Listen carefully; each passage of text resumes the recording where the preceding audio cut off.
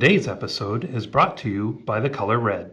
R is for red, that's the color to dead. It lets you turn things sideways, it's undeniable. It makes thoughts a treasure, it copies some spells, and sometimes it blows up artifacts as well. You can't start the jammers, but that's okay, because you know their goblet has swing anyway. Red means faction, red means fun. It's red first ask questions, not green never sun. Hello everyone, welcome again to Commander's Pod. I'm your pod father. Me or you? You next. Me? Next. I'm Swanee. And I'm wondering why that pause was so long from Duncan, but I'm Jeff. And this is Commander's Pod. Today's episode is, as you probably already heard, the color red. All about the color red, how we feel about red. We're going to ask some tough questions about red. Yeah, but we will remain critical about red, even though it's supporting this podcast, right? Yes, okay. Absolutely. We are unbiased. Yeah. I mean, despite the fact that it's the best color. But I think right, we'll throw all biases aside. Yeah. For this, just for this podcast. Yeah. Okay. Besides that one. I have a lot more respect for red obvious now than I ever did before. I'll tell you that. Right. Because of this dude right here. So. That's me. Yep. So we have Swanee back. Some of you may remember him from a few episodes ago, where he was a guest host. But I don't think you have a deck that doesn't have red in it, do you? No. Well, technically you have a green deck, but it's not yours. Yes. But you have played it like once. I house it, and it's terrible. Yeah, because it's got no red. Because it doesn't like beat you on turn 6. Yeah, just it's it's not playable. You have a red-green, a red-black, a red-green-black, and a red. Yes. And I've got Garth, which is the one we got in the slab. Right, but there's still red in him. Yeah, which is the But that one's not that great. You probably didn't put a lot of time into that deck either. I can say I don't have a ton of fun playing it. Yeah, well then, I would not worry about it then. Yeah. But it has red at least. So. It does. Yeah. But anyway, before we get into all that, Aggro Jeff, what's aggravating? Okay, so this is an interesting one. I think people have different opinions. But there's two things that are mainly aggravating me. Number one, when I hand someone something, what? I'm just counting. Go ahead. Oh, okay. Well, I thought it was a color. This is not a counting episode. This is a color episode. So when you hand people things, i.e., I hand you a phone, this is not my permission to touch my hand. Take the freaking... No, see, I hate that. No, I don't want that. I'm handing you the phone. Touch the phone. Don't touch me. Touch the phone. They just can't help themselves. I'm getting too excited. That's very frustrating. So that's the other thing. And then how many times, which they're related, you have to shake people's hands in our culture. It's a lot. Now, I will tell you the main credit for that part should go to Seinfeld because he has a great thing on shaking hands. Matter of fact, there's a Seinfeld episode about it, which is hilarious. But I feel like it's so true. You go through and you shake so many hands in your life, and really, it's pretty gross. So I remember you at one point tried to bring back the fist bump as the primary form of hello, I guess. Yes. But the problem is you then immediately sabotage said effort with TIE fighters and... Yeah, so let's show them some of them, right? So we got Snail. Worst, yeah. Okay, we got Snowman. And my favorite is we've got TIE Fighter. Ooh, okay? That's a good one. That's a good one. And you have stick shift and all kinds of other things. So, but you immediately thwarted your own effort. I keep getting too close to the mic. I got a good one too. Ready? Yeah. All right, go ahead. So, jellyfish. Oh, yes, that's a good one, yeah. But the stick shift is fun because you get to move their hand around. It's so inappropriate because they haven't given you permission to do that. Which you just complained about two things about permission. That doesn't mean I don't do it. Yeah. We were at a trip in Vulcan, so near Detroit. It's a place called Vulcan. I never knew that's where Spock was so close to Detroit. It's close, yeah. Well, that's like there's Jupiter, right, Florida. So there's some weird named places, but when we were there for a sales conference, and there was like teaching us sales stuff. And one of the things we had to go around and introduce ourselves, and everybody was like low energy and stuff. So the guy's like, "Stop, do it again. Introduce yourselves, fun, fist bump and stuff." Dude, I aggravated so many people. It was great. Like they were so uncomfortable, and I was just there for it. I mean, who knew? You meet Jeff, you get aggravated. No, yeah. Who would have known? Yeah. Good thing they were just being so boring. It's like, dude, you're a salesman, not a friggin'. Just have a little character. Yeah. I mean, speaking of, like, obviously you don't want people to touch you inappropriately, but I feel like that's what red does really well. Not without my permission. No, that was a good segue. That's a great It's really segue. good at touching people inappropriately. Yeah, it really is. I don't know what you're doing with your red cards, but I'm worried now to play you. So red and Commander, red in general has always been considered, red and white were the weakest color, right? And we did an episode a year and a half ago maybe about how white's come a long way, but at the It time really we said has. red still has a way to go. Yeah, that's So- really how we felt too. One of the themes of this episode is, were we wrong? And Or has it just gotten better since then? I think that's a great question, and I think we weren't wrong in evaluating cards in the way that we evaluate them. Card draw, mana ramp, single target removal, and all those things. It's weak. What we didn't take into account is red doesn't give a crap. Yeah. Red doesn't need any of that stuff. Yeah. Red doesn't need single target removal. It actually Red has some ramp. is single target removal, and Yeah. you're the target. Yes, and I felt it. I felt it with this guy. So, but it doesn't have ramp per se. It has like burst ramp, which we'll Yeah. get into. And again, same thing, kind of card draw. It has weird card draw, but it doesn't need it. So let's go down this list, okay? Yeah. So I'll alternate. So Swanee, true or false? Red can't draw cards. False. Okay. Well, what does draw cards mean? Well, that's the thing. Yeah. So first of all, we just talked about this, right? It does have card draw. Yeah, But it does. it's- But there's two different types of card draw, right? Well, there's three. 'Cause you can just draw the cards, like what blue does really good, right? Or there's rummaging, right? Which usually is you're exchanging a card for a card, so you got to discard to draw a card. Or there's impulse drawing, which is you exile the card for that turn, or on the next turn, then you can play it out of exile. Right. And those are the two things that red does really well, is rummaging. But red can also do wheel. all three of those. Oh, true. It Yeah. can also wheel. Yeah.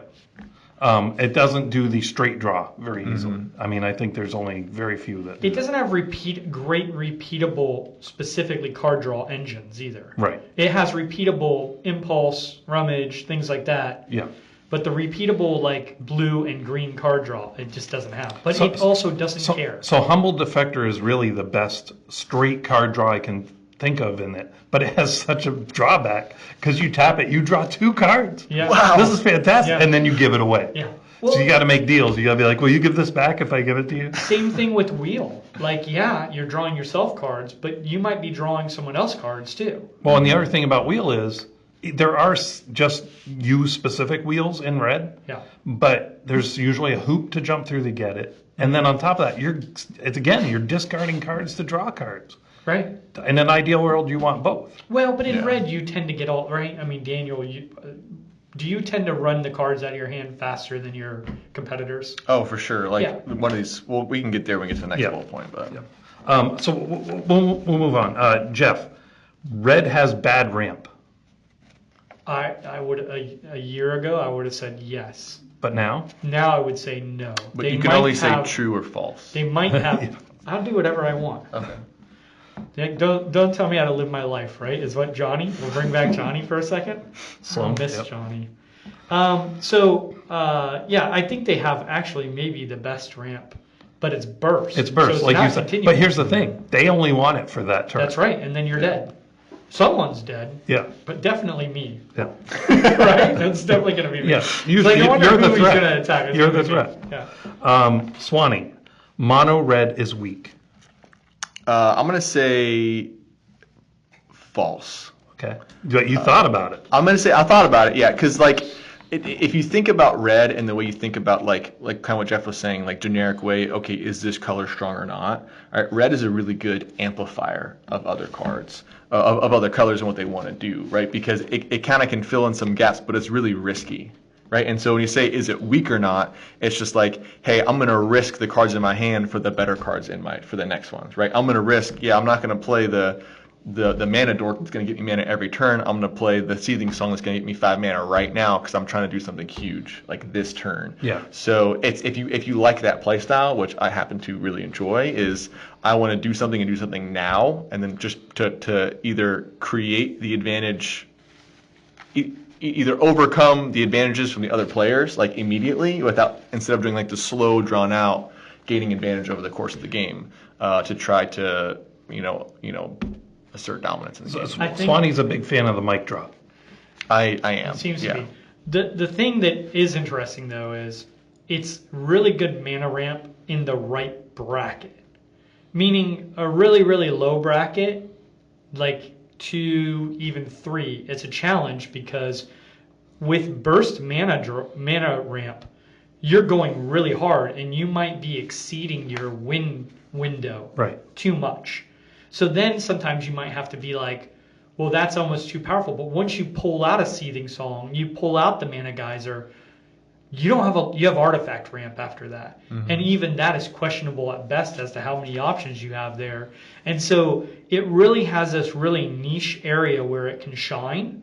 In some of the other areas, you're either too strong or you don't have enough backup. Like if you're in higher brackets, you might be got by counter spells. Right. In which case your Mana Geyser, like you went full in, you went the mic drop, and you got stopped. And now you don't have a backup plan. Sure. Right? Yeah. Yeah. But which is nice, like too, like they've been creating more like deflect spells too. Yes, you know, like Bolt Bend, you've got Redirect Lightning, you've got Deflecting Swat, which we'll talk about, where it's like, hey, when you get caught in that pickle of I want to do my thing, and then I get countered by Duncan, and it's like, oh well, I'm gonna counter something else, or try to redirect it back redirect to that it to anything else. Yeah. So. Yep. The other thing I wanted to point out, red does have non-burst mana ramp in the form of treasures. That is true too. Treasures are huge. And they're leaning into that. Yeah. The Hobbit has several cards that are going to get people a ton of treasures. Excited. Oh, yeah, it's going to be crazy. Smog is going to be my baby. Yeah. But Jeff, Yeah. red can't play control. Well, like Daniel just talked about, there is a part of control in those redirects. True or false? What? True or false? So I refuse. So Shocker. it has the ability to control, but in a different way. It's not going to stop you from doing the things you want to do necessarily, other than what some people can consider not very good removal. But it'll stop you in that you have.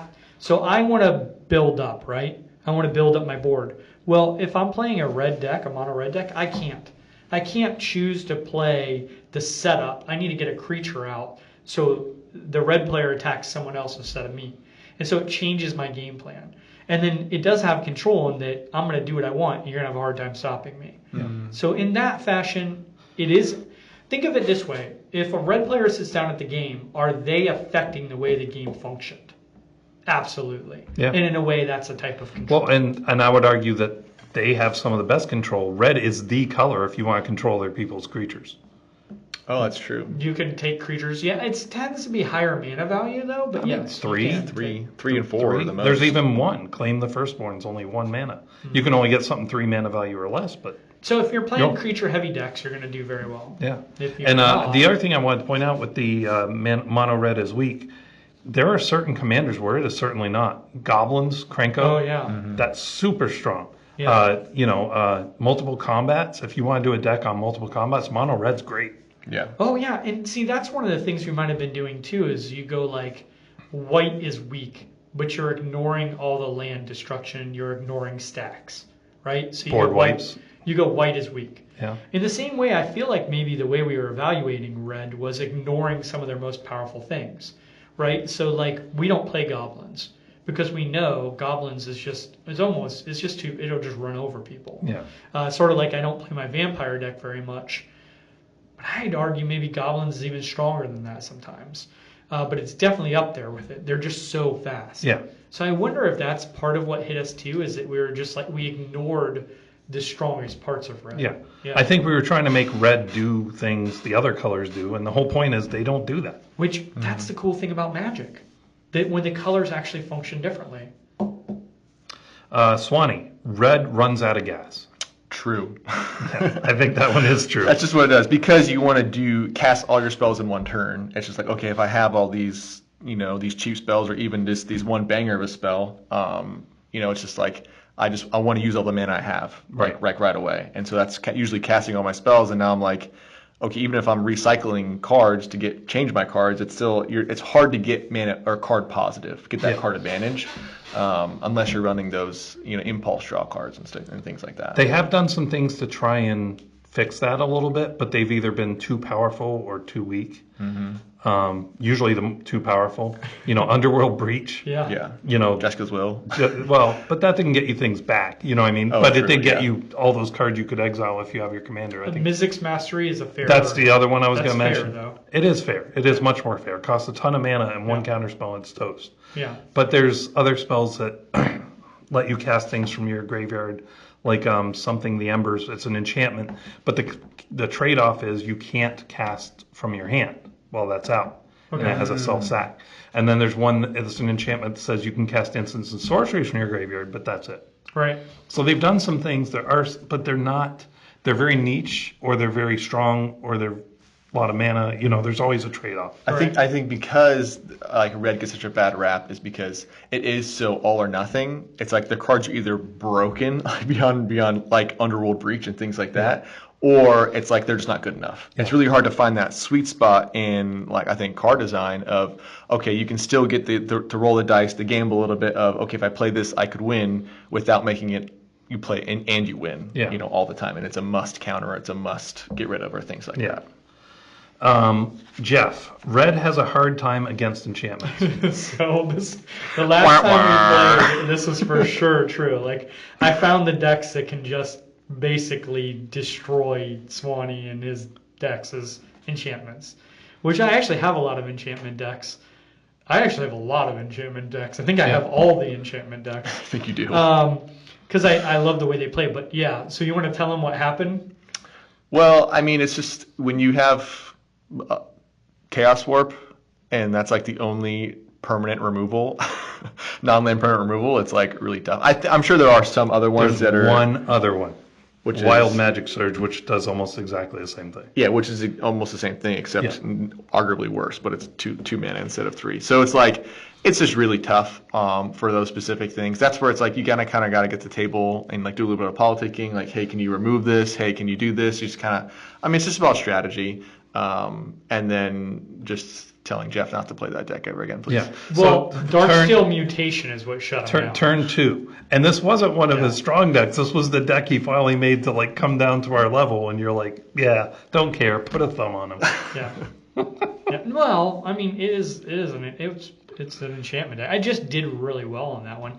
And you guys locked me down too. Yeah. But then I had a card that shut down all artifacts. And the guy to my left, Mike, he was basically playing all artifacts. So I just said to him, hey, I'm going to attack you. He just extorted Mike. You're going to remove my commander so that I can use it again, or I'm going to play this because card. I did the same thing to you that you did to Swanee. Yeah. Yeah, I would just say, like, Red's biggest thing, like, if you're playing against an enchantment deck, is that if you don't get your commander, basically, exiled and you can't play for the rest of the game, is like you just have to, because enchantment decks usually don't have bodies on the floor, it's like you have to go after them. You have to just remove the player as opposed to trying to go for the removal. Which is cards. also hard when you have jerk people like me who play propaganda and all those cards. It's a good deck. You get to pay It's fine. And at the end, you had attack propaganda and Ghostly Prison. That's right, yeah. And I think I have another one in there. But yeah, for sure. The answer is I'll do it. It's true. They have a hard time against it. We got the first straight answer out of them. That's right. Almost done with the category. But anyway, Swanee, red has fewer board wipes. I mean, I think fewer is so relative, but I mean, I'm going to say true, but because a lot of it is this creature deals damage equal to its power towards other creatures. Right. Right? You have like Chandra's Ignition or whatever it is. There's Ignition. There's the one from Final Fantasy just came out. I forget. It's a crazy word. But it just similar effect. It's got flashback. You flashback, and then it kind of wheels. So Blasphemous Act is the main obviously. one, right? It's That's so the good. big board wipe that everybody knows. And then the other ones are all way less powerful. Correct. I mean, Chain Reaction I think deals 4 or 6 damage or something. equal to the amount of creatures on the battlefield. Okay, that's what it is. So it's like it still kind of does the same thing for 4.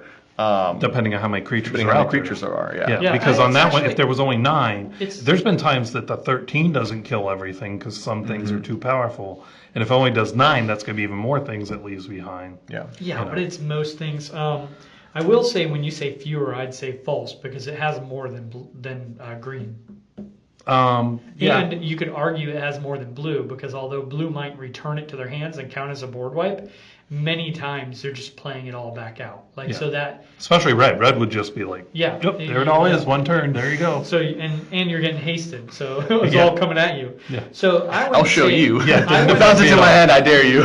I wouldn't say it definitely doesn't have fewer than green, but it's definitely not white or black. Right. And it's also, it depends, you know what I mean? Besides Blasphemous Act, they mostly do variable damage based on what's out there. Right. Yeah. Yeah. But and, green has nothing almost. Yeah. Yeah. Well, green doesn't need it. Well, okay. Green deserves everything it gets. Yeah.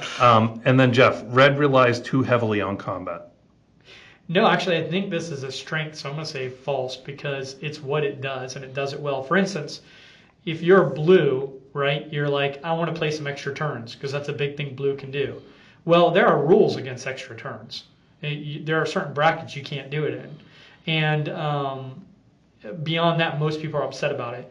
But extra attacks, no one, there's no rules on it. You can do it as much as you want. Yeah, which is crazy. You can chain extra attacks. Yeah. No one's addressed it. You could take more extra attacks than the person took extra turns, but the person with extra turns would still be looked on worse. Yeah, right. So, again, it relies correctly on combat. Well, it abuses a miss in the rules, I think. Well, I would also argue there are red commanders that are purely spellslinger that work fine. That Plarg and Nahiri, it's like a tally, but every upkeep, everybody exiles the top card of their library. You know, and there's others too, but I'm just saying, like, they have some spellslinger red that work pretty well. Sure, but like even Neheb, which could be a group slug, right? You still want to attack with Neheb every once in a while to get some damage in, but yeah, it's not really. I mean, for Neheb, but the Plarg and Nahiri, you don't have to. There's a couple others. Yeah, like but in that. general, I think it does what it does really well. It's focused. Yeah. Which is nice when you're building a deck. You're like, I wonder what I should do with this. Never mind. I know what I should do with this. I turn my creatures sideways. Cast big spells and attack with creatures. Yeah. So the next one is top cards that changed our perception on red. I gave some examples. You guys might have other examples, but like Dockside, which is currently banned. It was so good. Yeah. Jessica's Will, which we've talked about. Deflecting Swat, the free redirection, you know. Professional Facebreaker, and Underworld Breach. Like, those are cards that made people go, whoa, look at red. But there's been plenty of others. Crackle with Power more recently is like, wow. Yeah. You know, that made Meteor Swarm and all the other older stuff. Fireball, it's like, that's child's play. Yeah, it's just so old. And those spells have killed people, and it's like, that's nothing. Yeah. Well, because like we said before, red's just so good at dumping your mana out quickly. And then Crackle of Power just complements that so well because it's just all it costs a lot of mana, right? Like, you got to spend 15 mana in order to actually win the game most of the time. But it's like, you know, it's not that hard, especially with, you know, from Avatar. I think what really helped red is the firebending mechanic. Correct. Like, now I know I'm still getting used to it, but it was, I think the firebending mechanic has just allowed red to do the ramp thing, right? So and treasures. Don't forget treasures. Treasures, yeah. But it allows it to, even though it only stays in combat, but there are so many complementary things where you can, you don't lose that mana through steps and phases, and so you can actually cast those sorceries, those big sorceries, after your combat. After you get it, boom, now you can just end the game with it. Which wasn't that originally a green thing? Can't lose your mana. That was a green thing. And then red took it over with some of these cards, and it does it in my opinion, it does better than green. Well, it was green. It was green and blue.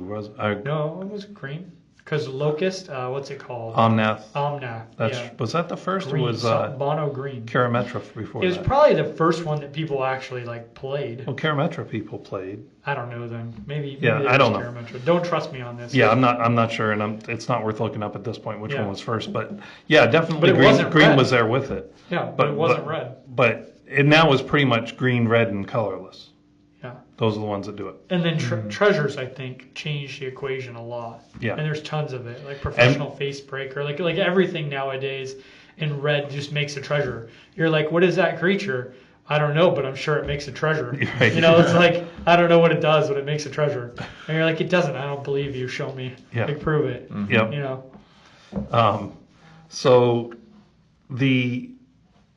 are there any other cards you guys can think of that were like the ones that made you start looking at red different? Well, I think Daniel hit it. Those were the ones that for us made the big. But I think Seething Sullen and Mana Geyser. Mana Geyser is an insane card. There is no reason that shouldn't be on the game changer list. Jaws is a complete. Jaws it has is crazy, everything it too. needs just on itself. Yeah, that's all it needs. Jaws is so good. Jaws could get a reprint, and then we're going to see it more. The only reason why people out there are not annoyed with Jaws is it's a $150 card, and almost no one has one. Right. It just so happens that in our group, 2 people have one. Only 2? Just you and I. That's it? No, I think so, Mike yeah. has one too. So Oh, 3 3. of you No. dirtbags have one. I think he's You playing Duncan's degenerates. deck. Yeah. Oh. Yeah, he was Yeah. playing my deck. Okay, that makes sense. Yeah. Yeah. Yeah. Wow, I feel more special. All right. I think I will say going along the sides of that, like I think the red card is aggravated assault. I think that. Oh, yeah. I mean, we're talking about extra combats. You're talking about big mana. It's just like when you have the treasures, right, and with firebending, you just have the ability to then just keep going over and over and infinite, right? So obviously, if you're not familiar, which you should be familiar with it, I'm sure it's killed you multiple times. Aggravated Assault is 2 colorless and a red. And then it's an enchantment, and you pay 3 and 2 red, untap all creatures you control after this phase, additional combat phase, followed by additional main phase. Activate this ability only as a sorcery. And now with firebending, So, yeah. that's not hard to do every single combat. Exactly. This is what you put in Neheb, and you just win. Because Neheb, the game's over. So yeah, it's crazy. And that's the fun thing about Magic though, is that like there are just some cards where it's like, oh yeah, this is my win con. Yeah. And that's just what it is. Now it still costs 8 mana, right? To if you want to cast that in a turn, but like if you look at some blue cards that cost 8-9 mana, it's like, oh my gosh, those are game enders. Yeah, but you could also just cast it and not activate it that turn. You could cast it on turn 3 and never do anything with it till you're ready, and then someone's dead. Yeah. But then I mean it's foreshadowing, but yeah. Yeah. But I mean that happens. You do that all the time. You think about how many cards you play that people can't remove. It's like doubling season. You're either going to remove that or you're going to be dead on the next turn. Yeah. Well, and the thing is, like before firebending, right? Yeah. They teamed up with green, and red and green has several creatures that when they attack make mana. Yeah. You know what I mean? And then you're just paying for that every turn with them. So firebending just made it so now you can do it mono red. Yeah, it's wild. What I will also say though is one of the things that may keep red from being out of control at people's particular tables, because they're like, we don't have a problem with red at all. These cards are all extremely expensive. Yeah, they're really good. These are not cheap cards. You're not building a aggravated assault with Jessica's Will and Jaws for cheap. Yeah. If you're seeing these big creatures, this is a very expensive deck. Now, in our group, it's probably not. There are some people that are not at that level, but there are others that definitely are. But I would assume there's some play groups where you're never going to see a Jaws. And you're rarely going to see a $30 card. Yeah. So I think that is also making people see red differently, is that they're not realizing the cards are extremely expensive, so you may not see the deck go full. So something I noticed, and this will make Jeff very happy when he realizes what I'm about to say. Red has really gotten away from the chaos stuff. Yes. I think they realized how salt-inducing that stuff was, but it's still considered part of Red's identity. Well, and it still does it even with like the impulse or the, those different types of draw mechanics where you're like, I'm going to, especially if they want you to ditch the card before you draw the card sometimes and things like that. That is still chaos, but it's chaos that's not wasting everybody's time. Right. Which I think is a good way to do it. Yeah. So in the cleanup section, we're going to ask some questions like, first one, has Red become stronger because Wizards intentionally fixed its weaknesses or because they finally embraced what Red was supposed to be doing all along? It's a good question. What do you think, Jeff? I think Wizards added in firebending. But there are creatures outside of Red that have that. But it is a red mana that it produces, which is weird. Yeah. I think they might have done it on purpose, but I don't think there is. I think they went away There's a mono black. Oh, there is. Yeah, you're right. I think you hit it when they went away from chaos. And treasures obviously has made a difference in Red. Yeah. So I think they did it on purpose, and I think it is what it is, and it's powerful. I don't think people have figured it out yet, though. I think it's a combination of the two. I think they figured out how to do it in a Red way. how to do the things that red wasn't doing as well in a way that feels red. You know what I mean? When they came out with treasures, it's like, okay, they made the determination that was red. You know, because I guess it has to do with chance, and there's a lot of pirates in red and things like that. Yeah. But then, like, they figured out, well, what could red do? Well, like you said, discarding and drawing, that's chaotic. That's a thing red can do to draw cards. We'll lean into that. So they've printed a lot more of that type of stuff. Like unexpected windfall. Exiling off the top, you don't know what you're going to get, and you only get it for a turn or two. That's very chaotic. That's a red way for card advantage in red. And honestly, if you think about it, if that's your extra cards, it's almost better than draw. Because you don't have to worry about what's in your losing what's in your hand. You only have to worry about those cards. You get to keep what's here if you want to. Yeah. You know, so in some ways, it's like if it's getting you 2 cards for the same cost that in blue would only get you 1 card, that's pretty good. I think they are going to have a problem with extra attacks, though. If they, I think at some point the system is going to respond to that. Right. Well, the other thing is that would be I concerning. think it just depends on like the commanders that I think get printed and like become popular, right? Because if the commanders that really excel off of the extra combats, then they're not going to see it's a big deal because no one's going to be talking about it, right? But if they start, I think they're creating commanders that like people really start to enjoy playing that play style, then of course then they'll be. But if it's like if no one ever talks about it, then it's never going to be an issue. Well, right, but like. So it'll be interesting how it fits in the bracket, right? So I know Ozai's not mono red, right? He's red-black. Yeah. So take Ozai for a second, right? Ozai, when he attacks, he makes how much red mana? 4. 4, and this costs 5. 5. You just need one So other. you're off by 1. So if you have any other creature that makes firebending, you essentially have would be a 3-card combo where you essentially win, right? Because there's very few things that can stop it. So within the bracket system, I don't even know if it dresses, because it's 2-card, isn't it? 2-card 2-card combos. infinite combos. Infinite combos, right? So it doesn't address these things. The extra turns is addressed, but the extra attacks aren't addressed. Well, I think it's also, though, covered.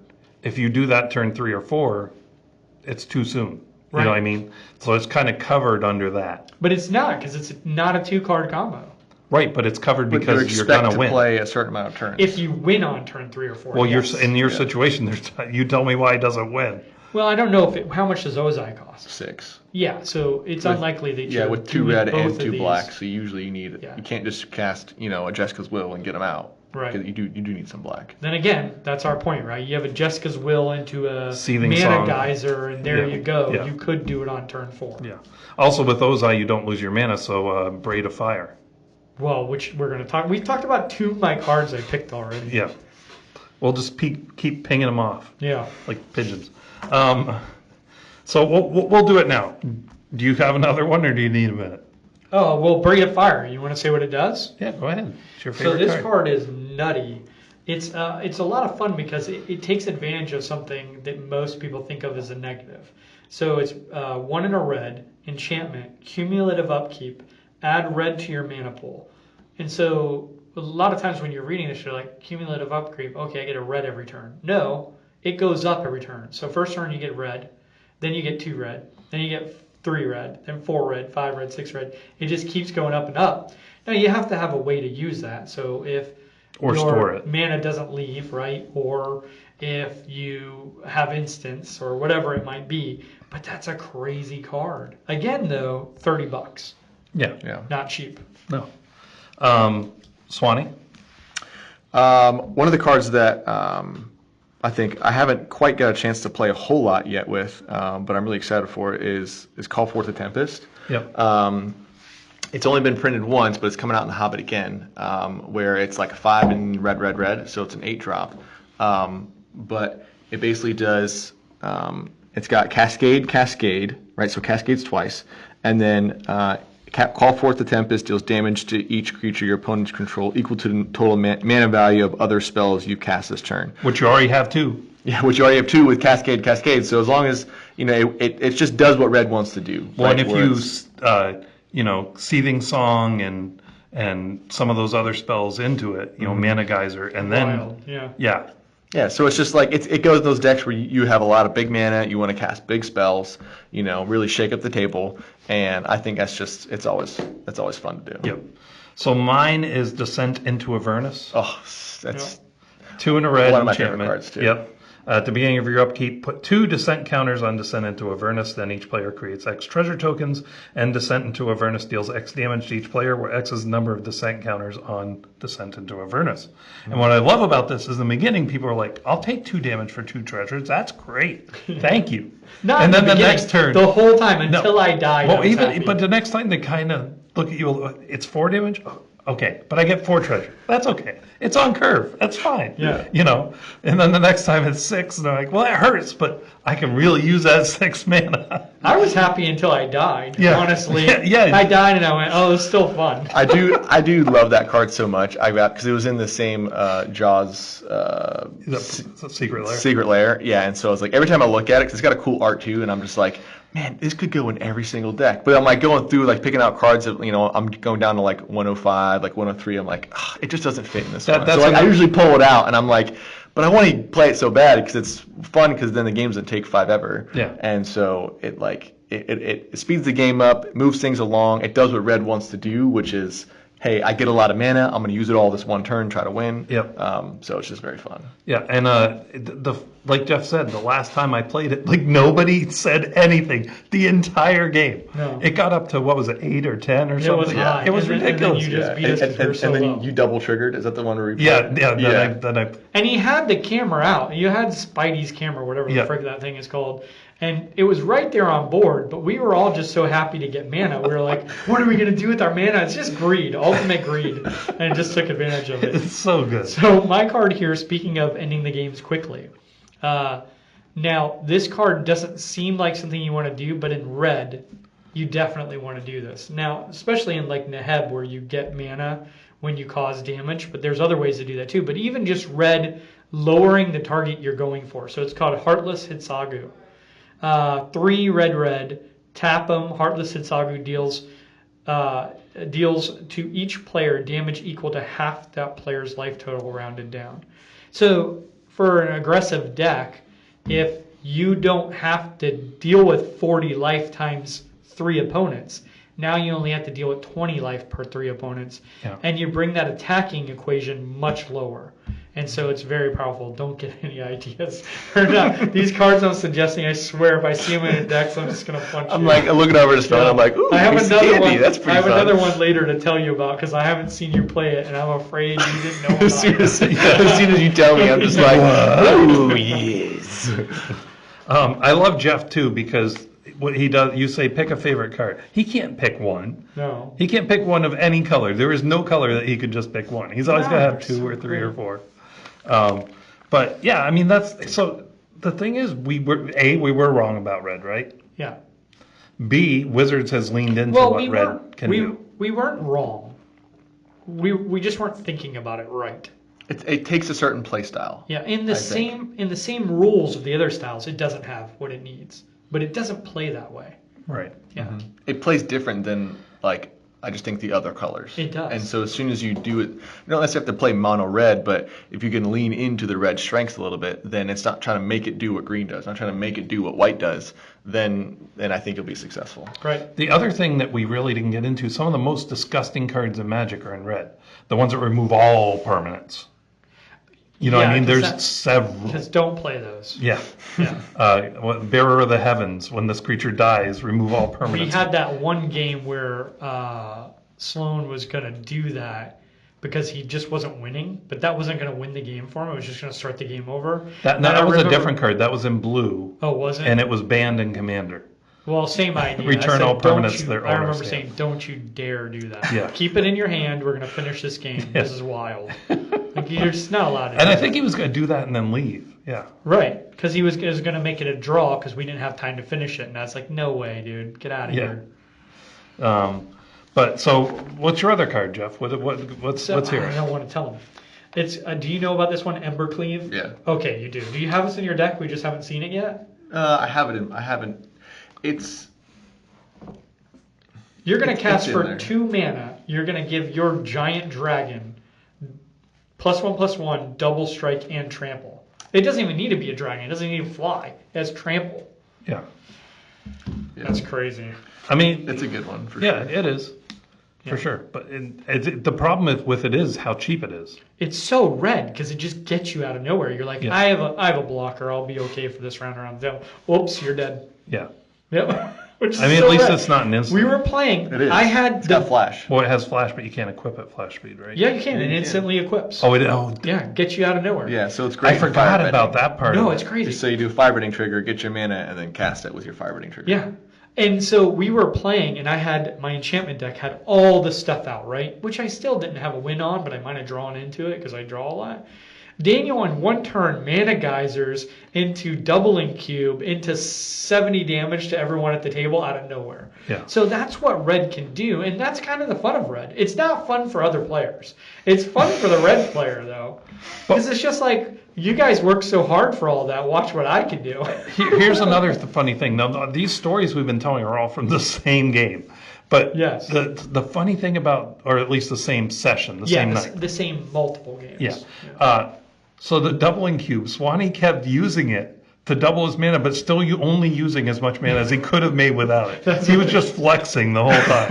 All right, I guess I'll lose 10 red mana. Like, And still, no one removed it the whole game. Yeah. So if you Well, want the to talk problem is about too, politicking, red's the best at removing artifacts. So yeah, you know? yeah, but people could have. yes, So that's just it's good. yeah, I would like to make a point before we close. Yeah. But like I'm looking at the game changers list here, right? Yeah. Red has 3 game changers, and that's it. right? Gamble, Jessica's Will, Underworld Breach. And Gamble sucks. And Gamble, it's just in there because Yeah, it's a tutor. it should you know? not be in there. That is one of the worst cards in Magic.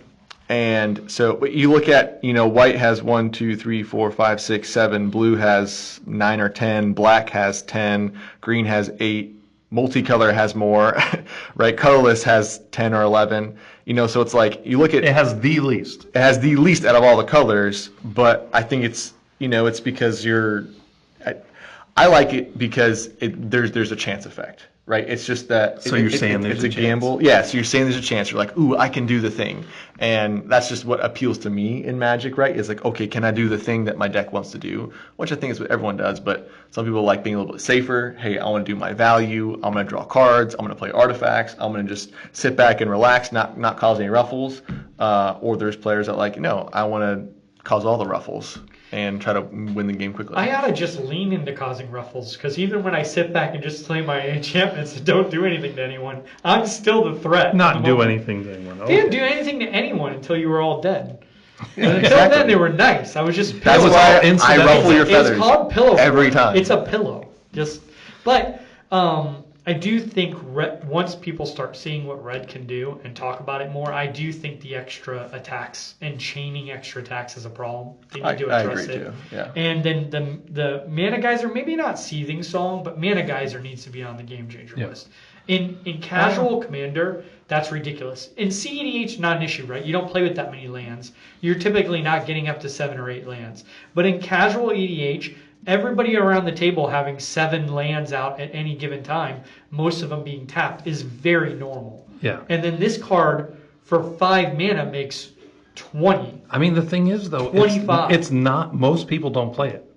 which is wild. Yeah. And this is the only reason why there are not more Game Changers on there, is because Just don't tap your mana, and then you won't have to worry about it. Yeah, I don't understand. ramp It's into the lands. same. Yeah. It's the same defense as Rhystic Study. If you just don't cast spells, you don't have to worry about paying the one. Just be a responsible gamer, Jeff. I don't And- understand. and- It's not that bad. And Rhystic Study is not on the Game Changers list, so No. it makes sense. But yes, it is. Oh, okay. Funny about that. Funny how that works. So a couple things I wanted to point out. Remember when the first triple damage card came out? And people were like, "This is gonna break Magic." Yeah. You don't even see it often No, because it's 1 out of 100 cards. Now they've made like 2 or 3 others. mean, I They're all play in it, red, but Again, we're running into the issue where people are not doing the thing.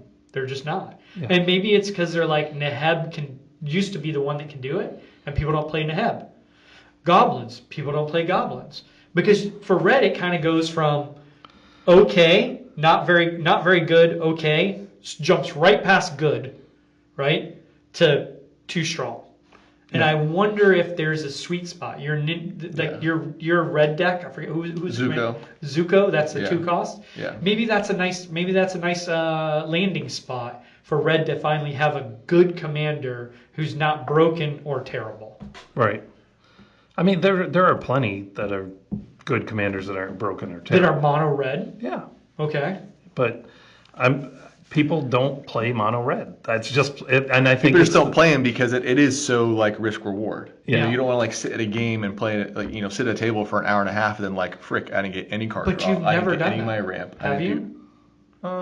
There's been a few times. I mean the game where I scooped and because you freaking You so deserve that though. And another story from that particular game is not only did he scoop, he released somebody else's commander, made them a problem, but not the problem because he was still the problem. I couldn't have Jeff win. Yeah. Okay. Yeah. I still won. Yeah, you still did. Well, that's not my fault. I wasn't here. The other thing I was going to point out, Why? you have. Well, hold on. That's the most ridiculous thing. All right, but go ahead. Well, I was going to say, Jeff would not agree with me here, but for me, and maybe you agree, I like Chaos Warp's chance of bringing back the same thing. And I've seen many tables where even though it's bad for everybody at the table if it happens, everybody's like, let's see if it happens. Don't there's get me kind wrong. of like I this. do love it. If you're going to Chaos Warp my thing, it's the best thing But in the world. you only love it if it's yours. I don't want to play it myself. Now, I do have it in my deck because what am I going to do? Not play it? But I mean, the chances are still they're going to pull a land. yeah, I don't want to. I preferably want to know exactly what's going to happen when I cast a card. But what I love is there's equal chance to that as somebody playing Gamble and getting rid of the card they went and got. Right, and the reason why Gamble's broken, just so everybody understands we know how to play Magic, is because it going into the graveyard sometimes is exactly what you want. So like Not usually in mono red though. Well, but I'll play Gamble in Osgir, right? Where I don't care if I go get the best thing and it ends up in the graveyard. That's probably what I want because I can just. That's bring where it was back. going to end up anyway. Yeah. So that's why if someone's like, well, why is it powerful? That's why it's powerful. Yeah, it's powerful in how you use it. Yeah. If you're using it specifically because you don't care one way. But if you're playing mono red, It's still kind of wild that we it's a talk about sorcery, things though. that bring things back from the graveyard, Underworld Breach, all that stuff. yeah, I mean, but Still powerful. beyond Underworld Breach, it's pretty limited. No, we talked about Mizzix Mastery. We talked about At first, specifically instants and sorceries, yes. Yeah, well, that's what you would go get, right? Yeah. I mean, so that's in a Spellslinger deck. Yeah, I mean, and there's so many cards that are in red that have cost to play it from the graveyard. that's true, flashback and things like that. Trust me, that's why Gamble's powerful. But most of us don't want to do that. We just want to remove a creature. We're playing casual. Yeah. Like, we're not playing Well, sweaty and mode. as a group, we don't play a lot of graveyard. No, we don't. No and graveyard hate. that's something I've talked about too. Is Daniel changed our meta by coming in. Just wait till someone comes in and they're like, "Oh, you know what I can do with Mono-black. the graveyard?" Yeah, they play mono black. And we're like, There's "What the crap? Now we're gonna play all this deal with the graveyard shenanigans?" Yeah. Yeah. So, Just don't invite that person to play with us. do we have any final thoughts we want to give? Or have we pretty much given them all? I think Daniel helped us figure it out. I think others are going to figure it out, but red is good. Yeah. It is very good at what it does. Yeah. And so it's not weaker than the Yeah. other colors. It's mana what's the word I'm looking for? Meta divergent. It's like it's not like the other colors. It's not trying to do what the other colors. Yeah, it's got to do what you want. And I would just encourage, I think just the last kind of food for thought is that if you have something that you enjoy in Magic, an archetype or a color or whatever it is, like don't be dissuaded to not do it because it's not the most optimal thing to do, or it's not like, especially, it depends on your play group if you're playing CDH and things like that, but it's just like lean into what you want to do and just make it the way you want to play, and you will have the most fun doing that, whether you're winning or losing. But it's like I would just say lean into, like for me it was, hey, I'm leaning into mostly red decks, whereas whether it's Spellslinger or creating creatures and untapping and just casting big things and hitting people, that's what I enjoy doing. That's what's fun. If I can do that once in a game, whether I win or lose, as long as I'm killing Jeff, then I'm having a good time. So it's like that's just what I enjoy doing about Magic. And so yeah, killing Jeff. And Swanee did a good job too, because like it's very easy to come up with a game plan you like, find the niche that's really affecting people, like find out how to Like, if you're playing D&D or something and you're like, oh, I figured out if I put this spell together with this other spell, then I could do this crazy powerful thing. And the GM goes, yes, you can, but it doesn't work in this game, right? So they set a rule, and that player can be someone who complains and goes, that's not fair, I quit, you're not following the rules, right? Or go, no, I understand why that exists, because what I figured out breaks the entire game for everyone. Swanee's done a good job. Like, I remember us just recently having a conversation about Underworld Breach. And going technically in bracket 3, he could have that in the deck. But based on what that would do in his deck, it was like if you get that on a higher, like a lower turn 1, 2, 3, you're winning way before the bracket we're playing and allows for a win. And so maybe it doesn't fit. And there wasn't complaining or anything. It's like, okay, I'm not going to run that then. It is too powerful for the bracket I want it to be in. Mm-hmm. Right. And the argument could have been, well, I just need to, if I get countered, now my whole, you play the Seething Song, you play this, you play that, and now it all gets countered, and you're like, but I need it back. Mm-hmm. But it's not just that you can get back, it's all of it. Yeah. It's not. And there's no drawback. No. It's just, and especially because there are so many spells where you get the mana, so now you just go infinite with mana, and you just cast your spells again and again and again. And yeah, unless you're casting Hydras. Without trample or evasion. Yeah. thousand hydras. Yeah. But so that's our show on red. I think I actually think for me, I'm a blue player, but I think red is the most fun. That's my opinion. I think red, you're gonna do crazy stuff.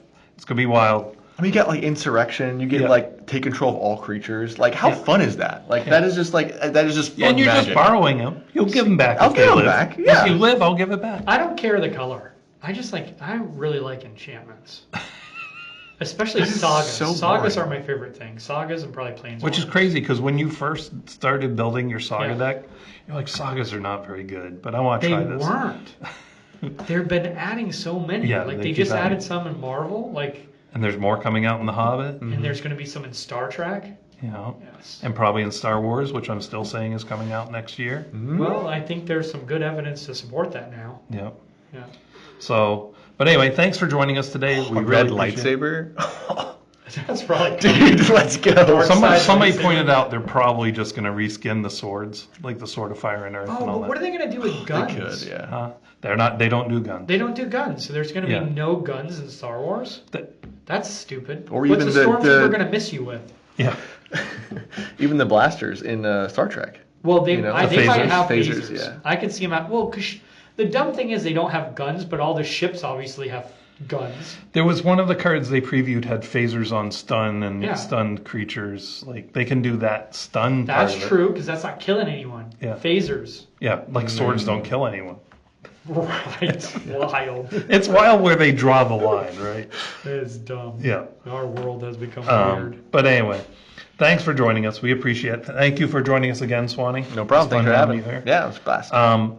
If you want to find us, you can always find us on youtube.com/@commanderspod. You can email us, cast@commanderspod.com.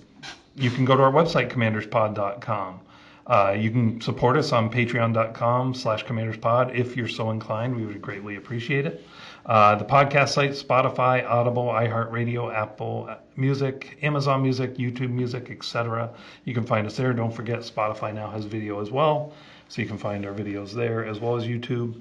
Also, just give us a like, give us a share, subscribe if you're not subscribed. All that helps. Yeah, and you've made it to the end. So some of you who made it to the end of these videos have heard me say ridiculous things. So I'm pretty sure that half of this whole show I've been off, like halfway off the screen. That would be so that's fantastic. fun. If you made it to the end, at least I'll acknowledge it now. Yeah. That I realized just now at the end of the show that you've I'm been leaning off off camera the whole time. Well, yeah, I mean it's better. That's right. It's a better video that way. Well, you wanted to make Swanee the center of attention. That's right. Yeah. Wow, thanks. But as always, play bold, swing wide, don't forget to pay the one. And kill Jeff. For sure.